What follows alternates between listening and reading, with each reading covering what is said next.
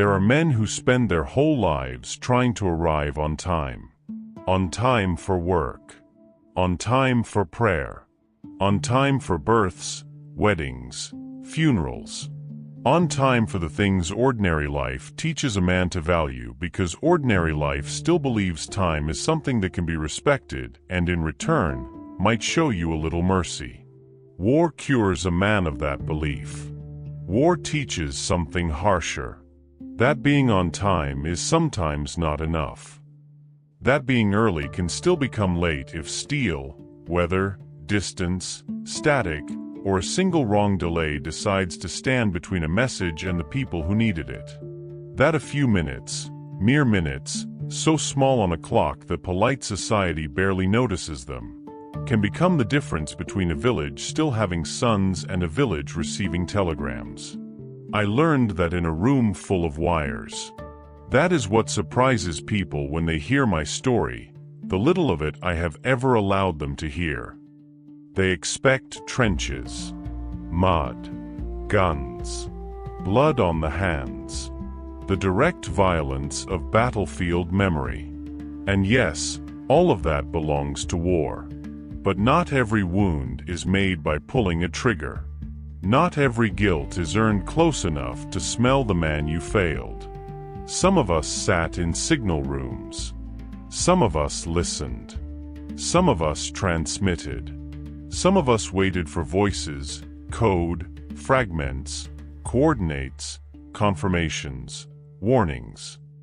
Some of us lived our most catastrophic moments not under open sky, but under lamps, among headphones, with paper in our hands and urgency moving through wire faster than the body can forgive. I was one of those men. And for the better part of my life, I have lived under the tyranny of one thought. If I had been faster. That is the sentence. The whole injury fits inside it. If I had been faster. If I had read it sooner. If I had pushed harder. If I had cut through procedure.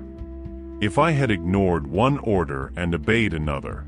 If I had trusted instinct over protocol or protocol over instinct. If I had not needed those 2 extra minutes. If the line had held. If the relay had not drifted. If static had not swallowed half the message. If I had not blinked. If I had not hesitated. If I had not believed there would still be time. There was not. That is why I am speaking now. Because I am old enough to know silence does not redeem lateness. Because memory, when hidden too long, ferments into something meaner than grief. Because there was a unit of men once, real men, though their names have lived longer in my chest than on any official page I was ever allowed to keep, who disappeared behind a delay measured in minutes and then remained with me for decades measured in shame. History remembers signalmen poorly. We are punctuation in war books. A line in logistics. Part of the invisible nervous system of armies, noticed mostly when something goes wrong. Signals received. Signals lost. Orders delayed. Communications failure. Operational confusion. Such elegant phrases. Such bloodless little tombs for catastrophe. What history does not remember is the sound of a man's voice when he is trying not to let panic bleed into procedure. The difference between ordinary static and bad static. The way an urgent message changes the temperature of a room before anyone has fully parsed the words. The specific, almost indecent violence of discovering that by the time you pass on a warning, the men it was meant to save may already be walking into the thing it was warning them about. I know that violence. And because I know it, I have spent most of my life trying not to hear headphones in empty rooms. So let me begin before the delay. Before the signal room. Before the sweat under the headset.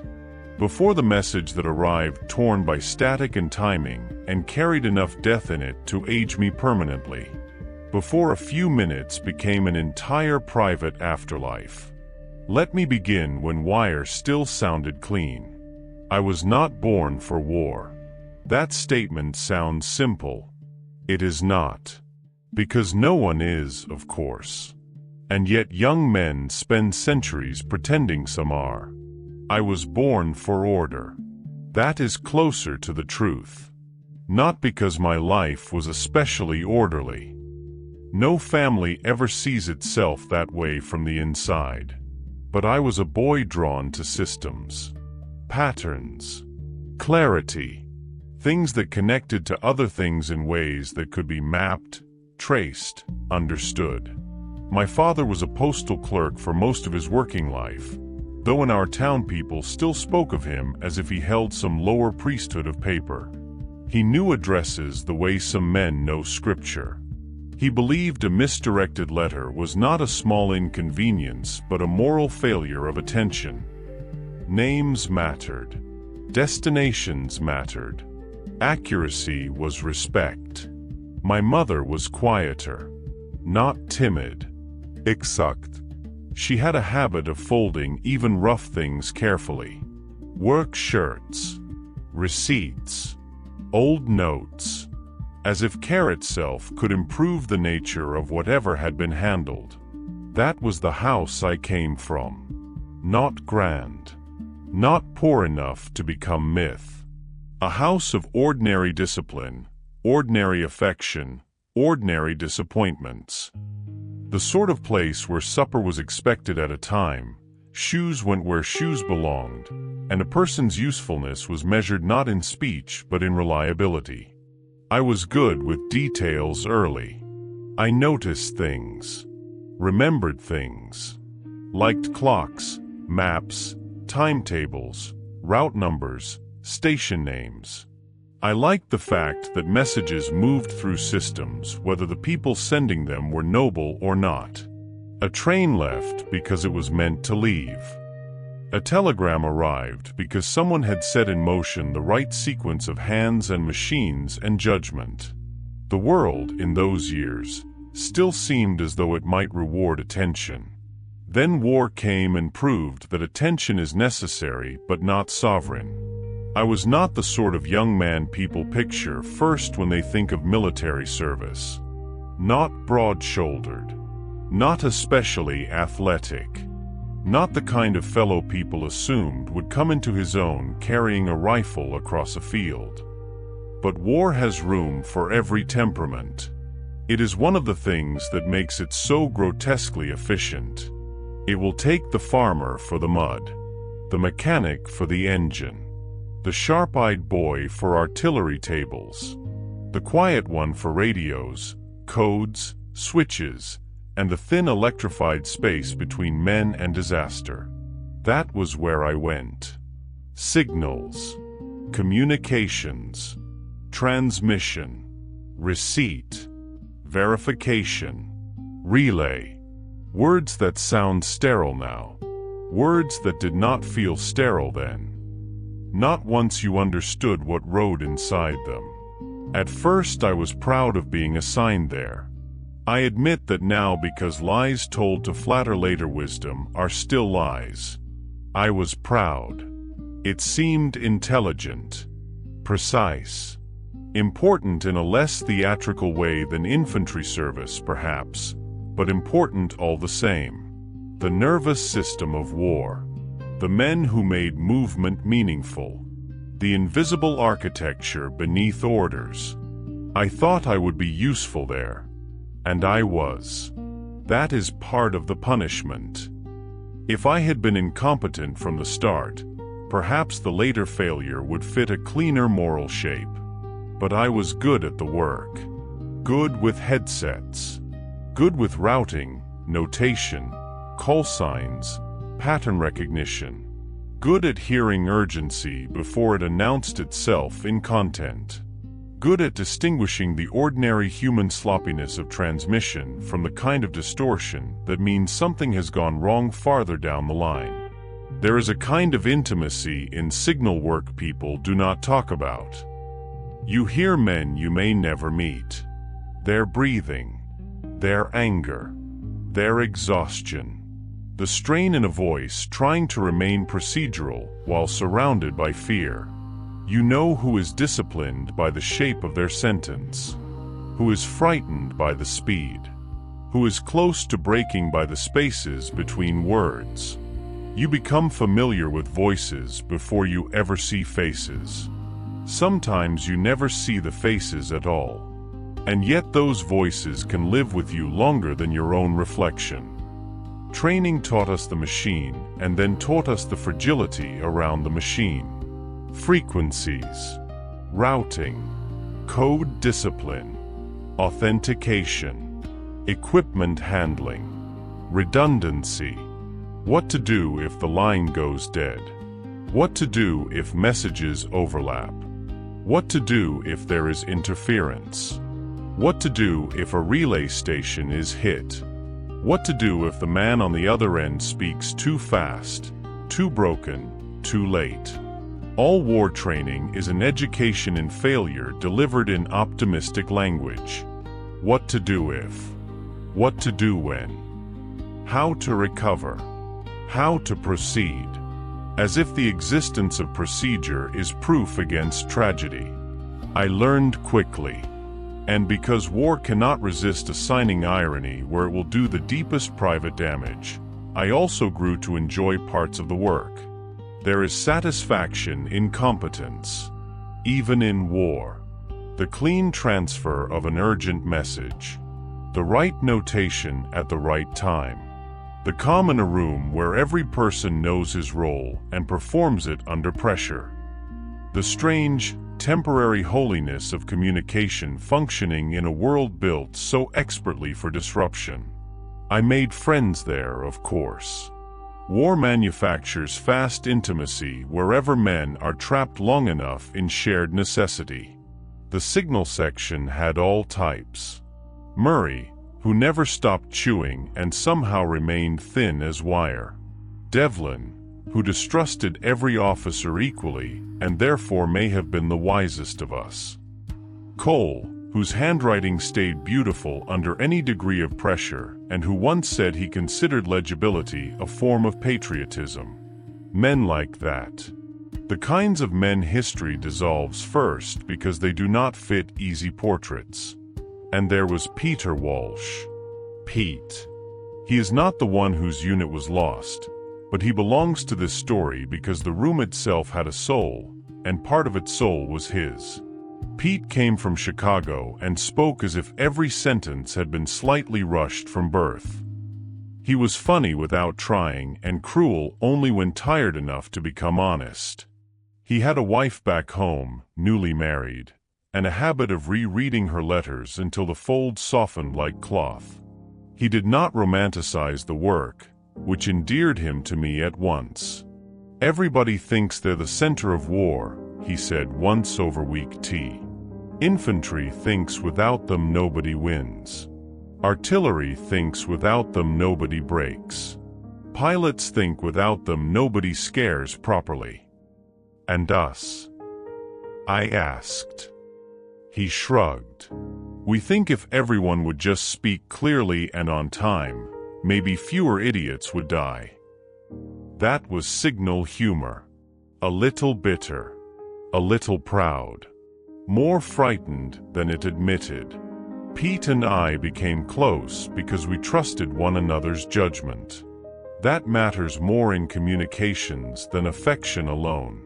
You need to know how another man hears strain. How quickly he moves. Whether he panics inward or outward. Whether he is likely to over-escalate or underreact. Whether he will question a garbled message just enough to protect accuracy without wasting time trying to perfect what war has already made urgent. We worked well together. Better than well, sometimes. So well that our superiors began relying on the two of us during periods of heavy traffic because the room stayed calmer when we were there together. He was faster than I was in some things. Quicker with improvisation. Less doctrinaire. I was more exact. Better at notation, relay chain, and catching subtle distortion. Together, We made a good instrument. At the time, that felt like praise. Later it felt like accusation. There are many kinds of waiting in war. The waiting before bombardment, when men stare at the horizon and pretend they are merely resting their eyes. The waiting in transport, where bodies become cargo with opinions. The waiting between orders, where boredom becomes almost more exhausting than danger. Signal waiting is different. It is not emptiness. It is listening shaped like discipline. You sit under lamps. Equipment humming. Pencils ready. Headset pressure against the side of the skull. And you learn how long a room can remain still before your body starts inventing reasons it should not. Quiet in a signal room is never peace. It is suspended possibility. The message may come in 30 seconds, or 10 minutes, or an hour, or not at all. Any of those options may be benign. Any may be catastrophic. You begin living in readiness as posture. The mind sharpens to receive before it knows what it is receiving. The hand hovers. The body learns the topography of the board, the paper, the switch, the wire, the room. The men around you become part of the same listening organism. There is a cost to that. Hypervigilance does not disappear politely when the war ends. It follows. It becomes old age with no good hobbies. It turns doorbells into internal alarms. It makes sleeping beside telephones an absurd exercise in trust. But at the time, it simply felt like work. And I was good at it. I need that said again because guilt is always trying to edit the early part of the story into a morality play. I was good at it. Fussed, careful, respected. That is what made the later failure so spiritually disfiguring. Had I been careless by nature, perhaps I could have built a simpler self-hatred around it. But careful men do not survive being late gracefully. They turn the delay over forever like a coin heated by another man's death. The unit in question first entered my life as voices and identifiers. That is how war often introduces its future ghosts. A reconnaissance element operating forward. Small enough to be vulnerable, competent enough to be trusted. Men whose voices I came to know over several weeks by call sign and cadence. One of them had a clipped way of speaking, every syllable trimmed to purpose. Another drew breath audibly before bad news, as if the body still hoped oxygen might improve it. Their section leader, Lieutenant Harris, though I did not know his face then, had a calm in his voice that made younger operators sit straighter when he came through. We handled their traffic often enough that they ceased to be abstractions. Not friends, not exactly. Not yet. But known. Signalmen often know people in this half-formed way. Not by touch or shared meals, but by repeated contact under necessity. Voice as character. Discipline as biography. You hear a man 36 times under stress and begin to develop a loyalty to him no official chain of command ever anticipated. That is what happened with Harris's unit. Nothing sentimental. Only familiarity. Which is to say, enough for later pain to find a place to anchor. The warning that should have saved them was not grand when it began. That is how disaster prefers to travel, disguised as procedure. A fragment first. A report from farther out. Movement where there should not have been movement. Enemy repositioning. A route no longer safe in the way earlier assumptions had still permitted. Then correction. Clarification.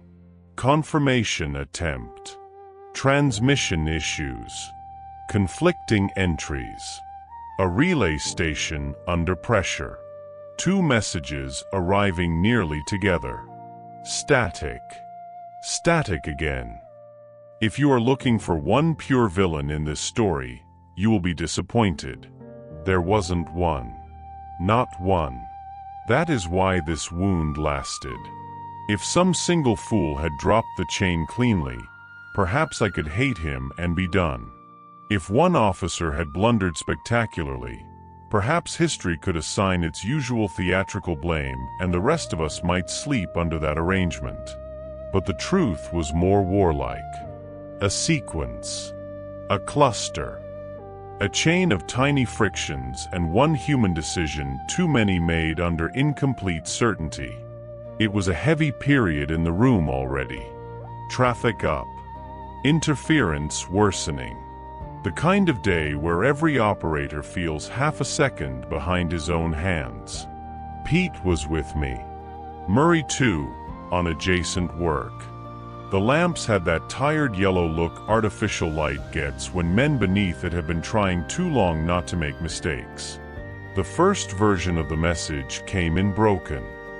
Part warning, part location, part urgency without enough clean detail to authorize full rerouting. At least not yet. Not according to procedure. Procedure. That old religion. We took it down. Queried. Requested repeat. Got partial response. Worse than the first. Background interference. Line instability. Cross-traffic. The sort of muddied reality signal work is built to endure and still sometimes fails to contain. I remember the feeling before I remember the exact words. That is worth noting. My body knew the message mattered before my mind fully possessed it. There are certain tonal structures in urgent traffic that trained men recognize beneath static. The shape of warning. The pressure in repetition. The clipped insistence that says the content is trying to outrun the failure of the medium. I started reconstructing as we went. Enemy movement. Route compromised. Possible ambush or encirclement risk. Advance unit to be warned. Immediate. Those are not the official words. Those have long dissolved. What remains is the force of them. Pete looked at me while I was still writing. Is that Harris? Maybe. Maybe. Don't guess. Get me the repeat. We did. Or tried. Another fragment. Different relay source. Better in one respect, worse in another. Enough to sharpen urgency. Not enough to resolve ambiguity. And that ambiguity was the crack everything later bled through. In war communication, one of the ugliest burdens is that action and accuracy rarely arrive fully married. Move too fast on bad information, and you may redirect men into a fresh disaster. Wait too long for confirmation, and the original disaster keeps its appointment. That is the line signalmen walk.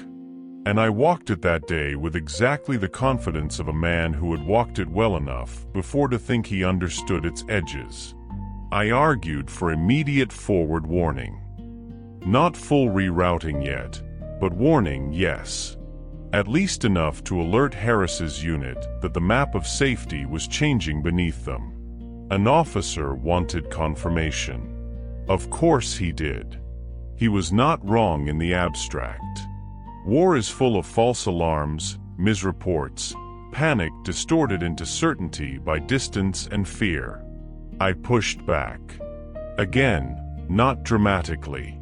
Not with cinematic rebellion. Signal work rarely looks cinematic at the moment it matters most.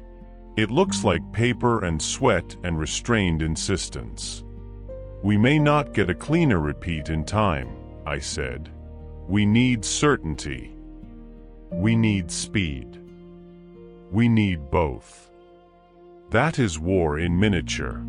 Everyone wanting both. We sent the request up the chain. Sought priority clarification. Chased the line again. The board hummed. The room felt smaller. I remember very clearly the sensation of time beginning to go hostile. Not objectively. No siren. No visual cue. Internally, the sick knowledge that each minute now had edges. Pete caught part of the next relay before I did. His face changed first. That is another memory I carry too well. The way men's faces alter when the room crosses from difficult into fateful. He looked at me and said very quietly, "It's them." Them. Meaning Harris's unit. Meaning the warning applied exactly where I had feared it did. Meaning what had been a possibility was hardening into consequence. We transmitted. At last, we transmitted. Priority warning. Immediate. Route compromised. Enemy presence confirmed. Brake movement. Hold or reroute pending. I can still feel my handwriting. Too hard. Too fast. Trying to make the act itself outrun the delay that had already occurred. And then the worst possibility in signal work revealed itself. The message had gone out. But the question remained whether it had gone out soon enough. This is the kind of torture only communications men truly understand. The event after the transmission. The interval where your body remains in a room but your mind chases the message down wire, through air, through weather, through relay and terrain, and all the ways war interrupts intention, begging it to arrive before fact. We waited for acknowledgement. Nothing. Queried. Static. Queried again. Partial traffic elsewhere. Other voices. Other needs. No clean response. That was when the room truly changed. Up to that point, this had still been severe work. Now it became fear. Not everyone admitted it equally. Murray went quieter. Pete started moving with that dangerous smoothness men adopt when they are trying not to show that they are already several thoughts ahead in the direction of dread. The officer stopped asking for certainty and began demanding status. A classic transformation. By the time authority starts demanding status in that tone, everybody already knows that time has slipped its leash. At last, a response. Not from Harris directly. Not at first. Fragmentary traffic. Broken line. Contact. Heavy engagement. Position under pressure. Movement blocked. And then, God help me, I remember this almost musically, the voice. Not his voice. One of his men. Breathing hard. Trying to remain useful. Reporting while the report was already being overtaken by whatever was happening around him. The worst thing about hearing men under live threat is not the panic. It is the professionalism. The effort to remain clear. To continue making oneself useful to the network even while fear or injury is trying to reclaim the body. That effort can break an old man decades later more efficiently than any scream. He got enough through for us to understand the truth. They had moved into the very danger the warning was meant to divert them from. Contact had already begun before our transmission reached them cleanly, or perhaps before it reached them at all. By the time the message became real in their world, so had the trap. There it was. The moment. The one I have lived inside since. Too late. People imagine revelation as dramatic. Often it is administrative. One operator looking up. Another man swearing once under his breath. A note on a pad. A silence around equipment that is still physically humming. Too late. I did not cry then. I did not collapse. I did not pound the table or accuse anyone. That would have been almost merciful. No. I kept working. That is what haunts me. The room did not become theater because my soul had just acquired a permanent fracture. It remained a room. Messages still needed handling. Clarifications still moved. Artillery coordination. Medical calls. Position reports. And somewhere inside all of that, men I knew only by voice were being killed, partly because a warning I had heard forming in static had not become action soon enough. War has a particular talent for denying private grief the dignity of interruption. You go on. Function becomes obscenity. I took more traffic from them, or from what remained of them. I cannot give you a perfect sequence now, and I distrust anyone who claims to remember war too cleanly after this many years. But I know the broad shape. Contact worsening. Withdrawal attempt. Line degradation. Fragments of location. Request. Damage. Then less. Then less again. At one point, I have replayed this more than any other part, I heard Lieutenant Harris himself. Not for long. Enough. His voice was still calm. That calm is the thing I have never forgiven the world for. Not because he should have panicked. Because his steadiness made the whole thing unbearably human. He was not a symbol in that moment. Not an officer, not a unit, not friendly forces. He was a man trying to get his people out under conditions that had already narrowed past fairness. He was asking for support that could not arrive in time. There are requests a signalman can move. Coordinates. Artillery adjustment. Evacuation priority. Resource need. And there are requests that enter the system already condemned by distance. This was one of those. We passed what we could. We moved every piece faster now that certainty had finally paid its bill in blood. Priority changed. Protocol bent. The room became the room people later liked to imagine existed from the beginning. But timing is unforgiving. Urgency after lateness is just panic in uniform. The last clear thing I heard from Harris was not dramatic enough to deserve the decades it has occupied in me. That is precisely why it stayed. He said, "Tell them we did receive it." Tell them we did receive it. Not accusation. Not anger. Worse. Mercy. Do you understand that? The men most entitled to blame us did not spend their final strength on blame. He used his voice to remove a portion of guilt he either guessed or understood someone in a signal room would soon be carrying forever. Tell them we did receive it.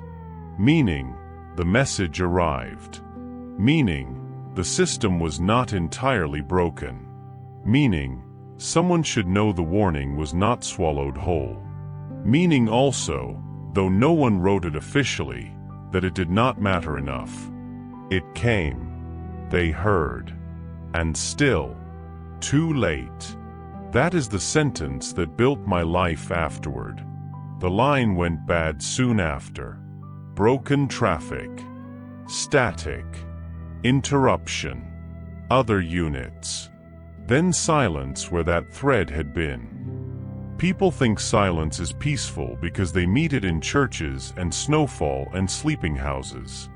Signal silence is different.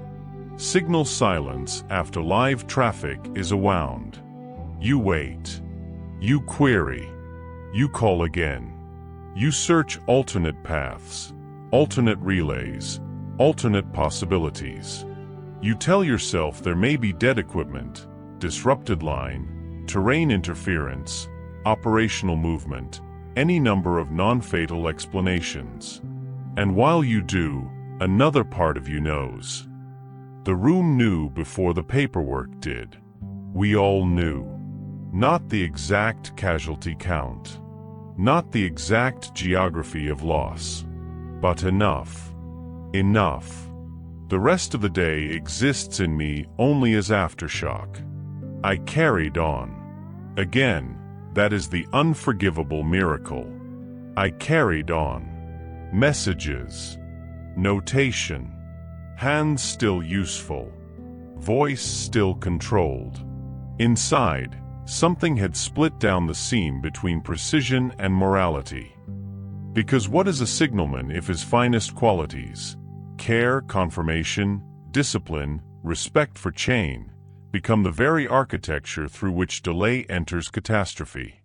That is not a question training prepares you for. That night, after shift and debrief, and official language had done what official language does: reduce, sequence, compartmentalize, I sat outside behind the signal hut and could not make my hands unclench. Pete came out after a while. He did not sit immediately. Good men understand that grief sometimes needs the courtesy of approaching from the side. Finally, he lowered himself beside me and lit a cigarette. I had stopped smoking months earlier. That night, I took one from him anyway. We sat there in the dark, listening to nothing anyone would later dignify as significant. Then he said, "You heard it before they did." Not a question. I nodded.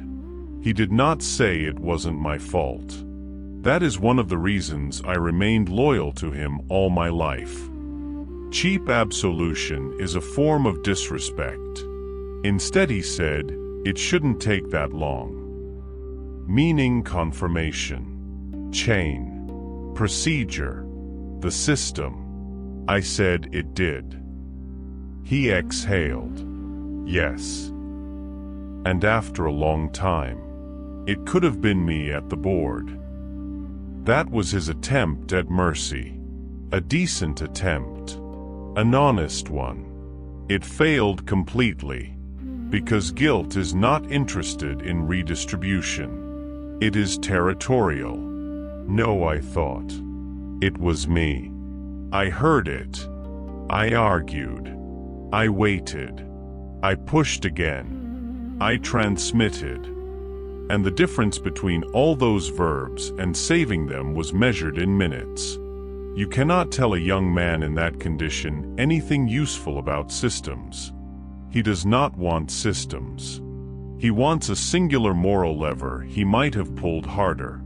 War rarely provides one. I wrote reports, then revised them, then signed them, then watched them move upward into structures where the dead are sorted by relevance, not by intimacy. I learned things later, of course, about the exact timing, about the route adjustment that should have happened earlier, about conflicting intelligence that had muddied the first relay, about another station's hesitation, about line quality degraded by weather and movement, about the ordinary bureaucratic ecology of war, where no one act alone kills but many small acts collectively do. All of that was true.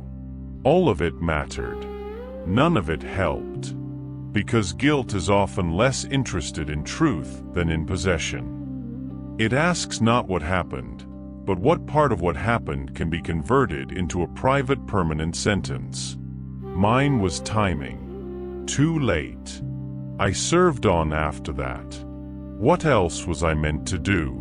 The war did not pause because one signal room had inherited a wound. I kept working, handled traffic, received other warnings, passed other instructions, saved lives perhaps, though signalmen are rarely granted the emotional visibility of the lives they help save. You hear only the crisis, the request, the order. You seldom hear the family dinner years later. That is another asymmetry of war memory. Failure arrives with faces. Success arrives as absence of catastrophe and leaves less residue. But something changed in me after Harris's unit. At first, it was urgency. Every message might be the one. Every garble intolerable. Every need immediate. I became sharper, quicker, more insistent, less patient with procedure when procedure smelled too much like self-protection. Superiors praised some of that. Not all.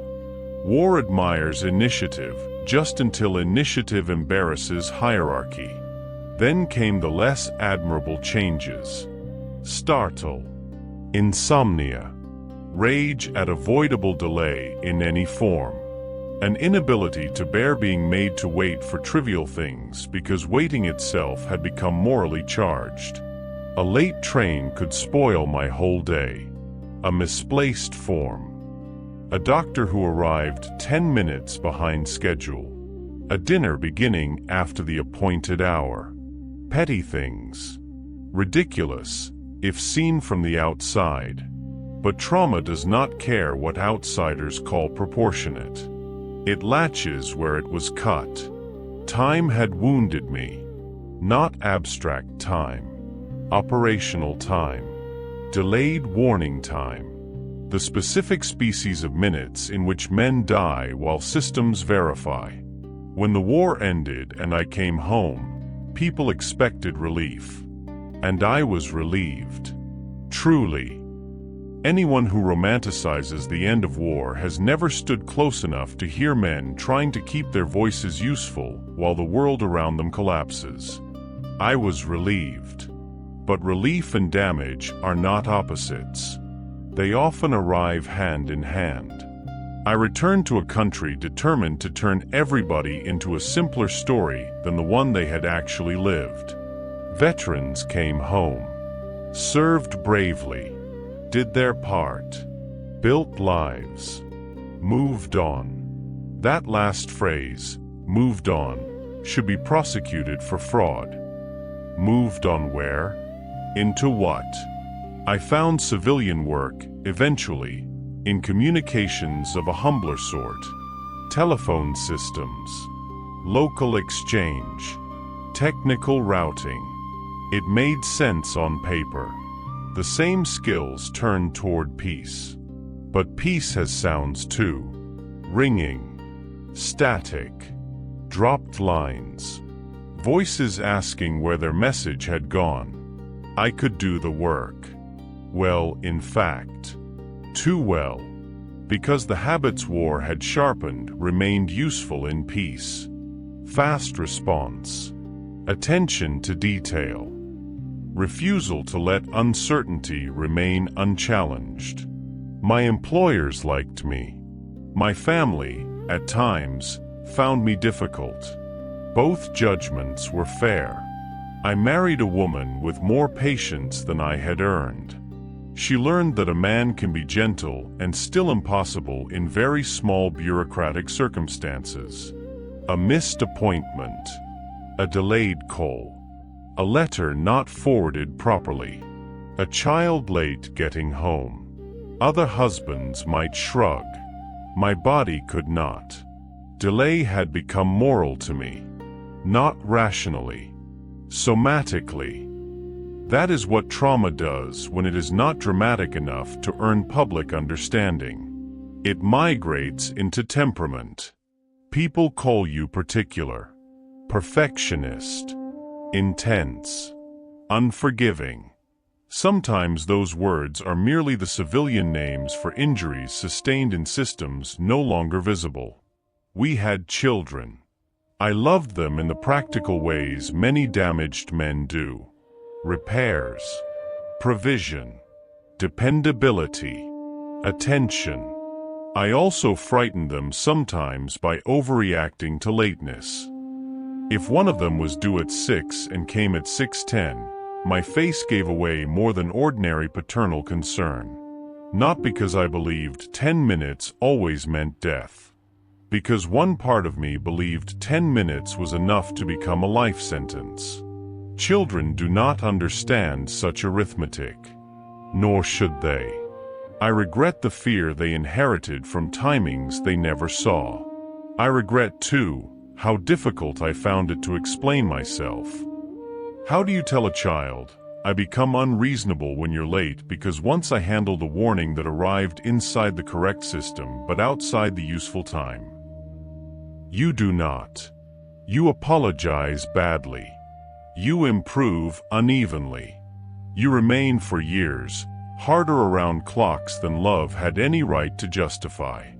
I drank more than I should have in certain years. Not enough to become anyone's cautionary tale. Enough to blunt the edge of the room at night when memory wanted to stage its old hearing again. It did not help. Drink does not alter timing. It only loosens the doors between times.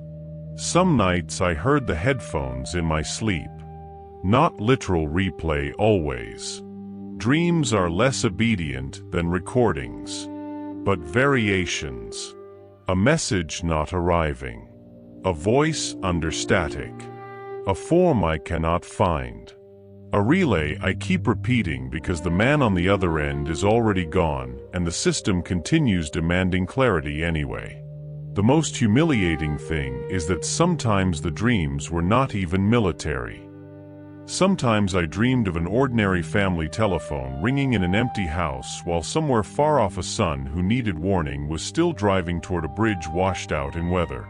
That is how deeply the nervous system learns metaphor when the original wound is not touched directly enough to close. I never forgot Harris's last clear sentence. Tell them we did receive it. For years, I could not decide whether I heard compassion in that or indictment. Age has made me less dramatic about such things. Now I think I heard professionalism. A man doing his duty all the way through to the edge. Protecting the truth of the chain even while the chain had not protected him. There is greatness in that. A cold, terrible greatness. And because of it, I wrote letters after the war.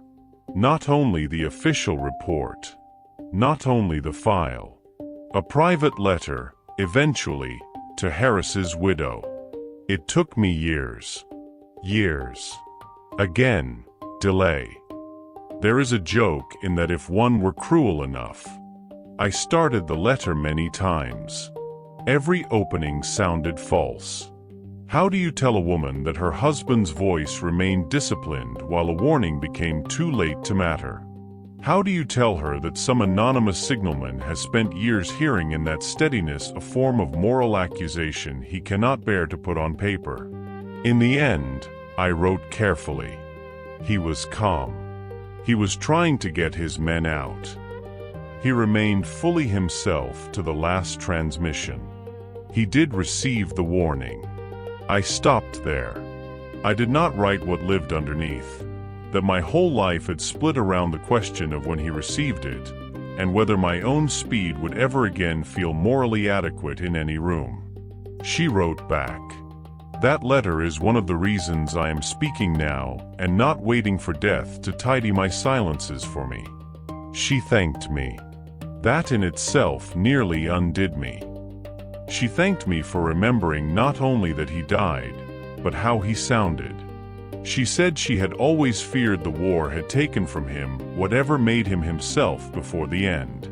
To know he was still calm, still responsible, still thinking beyond himself, that mattered to her. Do you hear the cruelty in that? The detail that tormented me helped her live. That is one of grief's least discussed asymmetries. What poisons one person may nourish another just enough to go on. I kept her letter.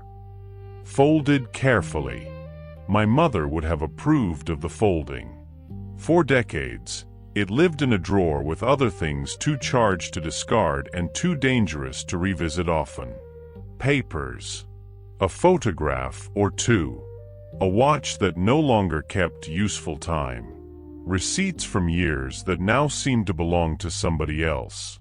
The small museum of a private unfinishedness.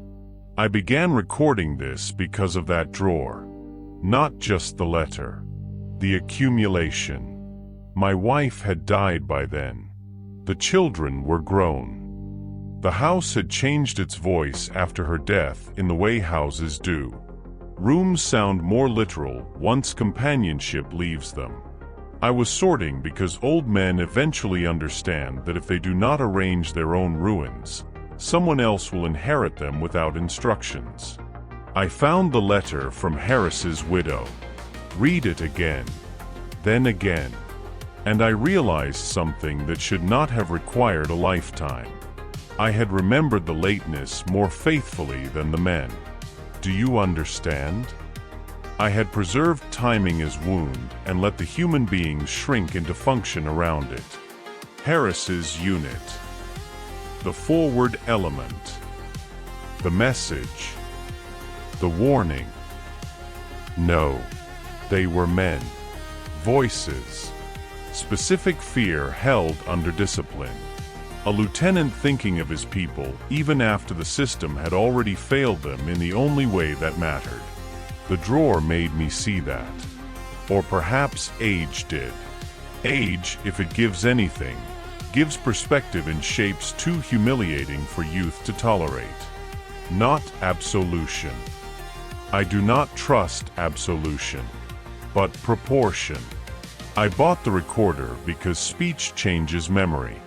Paper freezes. Voice restores breath. I wanted breath back in the story before I died. Not drama. Not self-excusing. Just breath. So let me say it now properly. Lieutenant Harris, wherever the dead keep what remains of them beyond paperwork, you were here. You were not merely the leader of the unit we warned too late. You were not a case study in delay. You were not a line in a report, nor an operational consequence, nor one more argument for better communication protocols. You were a man with a calm voice. A man whose composure entered signal rooms and changed the posture of younger operators who never met you. A man trying to get his people out. A husband. A full life interrupted by timing the rest of us later reduced to formal prose because prose is easier to archive than guilt. And the men with you. The breathing one, the clipped one, the one whose voice shook only at the edges. You were not losses. You were heard. Perhaps not soon enough. That remains the wound. But heard. I have had to grow very old to realize that hearing and saving are not the same, but neither are they morally identical to forgetting. For years I thought my proper burden was punishment. To carry lateness as sentence. To mistrust ease. To resent clocks. To become, in small civilian ways, the difficult man formed by one military delay too many. Now I think the burden may have been simpler and harder. Witness. To tell the story without flattening it into self-hatred. To keep the dead from becoming merely the architecture of my guilt. To admit both truths, that I was too late, and that being too late did not make me the author of the war that created the conditions for lateness. That second truth is the one old age gave me unwillingly. War builds systems in which timeliness and morality are forced to negotiate through static, hierarchy, weather, fatigue, and fear. No individual operator, however devoted, controls all of that. But when the result is death, the human heart seeks one hand to put the whole weight into. It chose mine. Maybe unavoidably. Maybe unjustly. Probably both. If you are listening to this and you have never served in communications, let me tell you something plain. Distance does not protect the conscience. A man can sit miles from the shooting and still spend the rest of his life inside one unfinished warning. He can touch only paper and wire and still come home with bloodless hands that do not feel clean. He can survive the war with his body nearly intact and discover that timing has scarred him more deeply than shrapnel ever could. And if you are listening to this because you loved someone who worked signal, radio, dispatch, routing, or any of the invisible labors war depends on, be patient with their strange relationship to delay. Some men come home and hate noise. Some hate closed spaces. Some hate water, fire, or crowds. Some of us hate lateness. Not because we are difficult by nature. Because somewhere in us, delay once became burial. I was one of those men. Useful in peace. Hard to live with in small ways. Faithful to detail beyond reason. Quick to answer phones. Quick to call back. Quick to panic quietly when a message remained unreturned too long. I wish I had explained more of that to the people I loved. I wish I had made their inheritance from me less atmospheric and more honest. Perhaps this recording is too late for some of that too. There's the old pattern again, you see. Late. Still, late is not never. And perhaps at the end of a life, late truth is worth more than lifelong courtesy. I do not have a grand lesson. I distrust men who age into aphorisms too comfortably. But I have this. Before war, a young man thinks communication means connection. During war, he learns communication is also delay, distortion, priority, hierarchy, and the brutal fact that meaning can arrive inside a system and still miss the hour in which it could have saved a body. After war, if he survives, he spends years discovering whether ordinary time can ever feel innocent again. Sometimes it cannot. Sometimes a watch is never just a watch again. A missed call is never just a missed call. A late train is never merely inconvenience. Sometimes the body remains educated by one category of minutes forever. If I am leaving anything behind, let it be this record. The men were real. The warning was real. The delay was real. The guilt was real. And the story is not improved by pretending any one of those things cancels the others. I was too late. There. That sentence has lived in me long enough. I was too late. But I was not indifferent. Not lazy. Not deaf. Not careless. I heard. I pushed. I transmitted. And by the time the warning became action, war had already moved faster than decency. That is the truth as near as I can bring it to air. Lieutenant Harris. Men of that lost unit. I do not know whether the dead care for accuracy the way the living do. Perhaps they are free of such petty longings. Perhaps not. But I care. And since I remain the one still breathing, I can at least do this. Say that you were more than the delay, more than the failure, more than the file, more than the burden I made of you. You were heard by men who remembered the shape of your voices. You were not swallowed entirely by static. You were not reduced, not by me, not now, to mere consequences. That matters to me. It will have to be enough. At the end of life, enough becomes a humbler and holier word than youth ever imagines. I am old now. The headset is gone. The room is gone. Most of the men are gone. Sometimes when the house is quiet, I still think I hear line hum in the walls. Sometimes I still sit up too fast when the phone rings at odd hours. Sometimes I still measure people's lateness with a severity they do not deserve. I am trying, even now, to loosen my grip on that old tribunal. This recording is part of that. Not release. I am too honest for that word. But perhaps redistribution.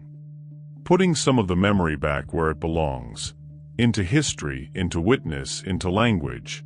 Instead of carrying it all alone as if solitary punishment were the only respectful form of remembrance.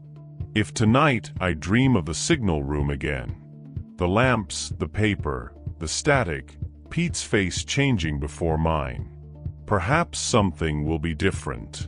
Perhaps I will not wake inside the sentence too late.